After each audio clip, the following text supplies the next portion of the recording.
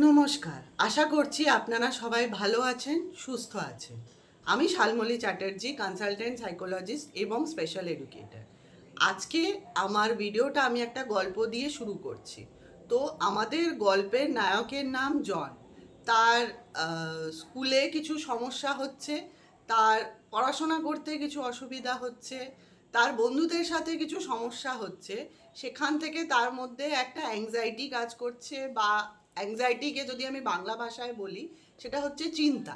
সেই চিন্তা সে কিভাবে হ্যান্ডেল করবে, সেখান থেকে তার মনে একটা খিটখিট ভাব বা রাগ চলে আসছে।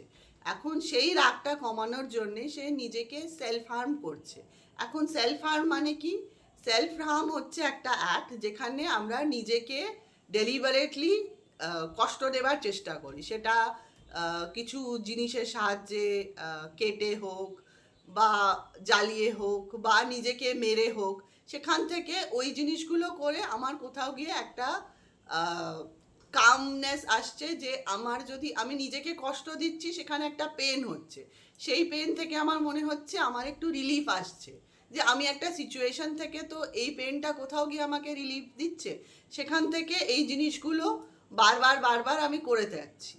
তো এই যে সেলফ হার্ম বিহেভিয়ার আমি কিভাবে বুঝবো, বা আগামীকালে বা এখনকার দিনে এই যে সুইসাইডাল টেন্ডেন্সিজ বা নিজেকে কষ্ট দেওয়া প্রচুর বেড়ে গেছে, সেটার জন্যে নানা কারণ আছে। বুলিং হতে পারে, অফিসের চাপ হতে পারে, ওয়ার্ক লাইফ ইস্যুস হতে পারে, জব ডিসস্যাটিসফ্যাকশন হতে পারে, অনেক কিছু হচ্ছে।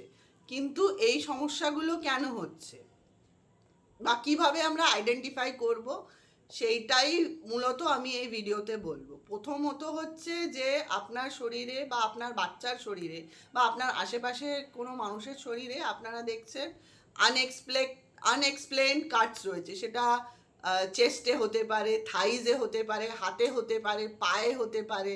এই জায়গায় আপনি দেখছেন প্রচুর কেটে দেওয়ার বা পুড়িয়ে দেওয়ার দাগ রয়েছে।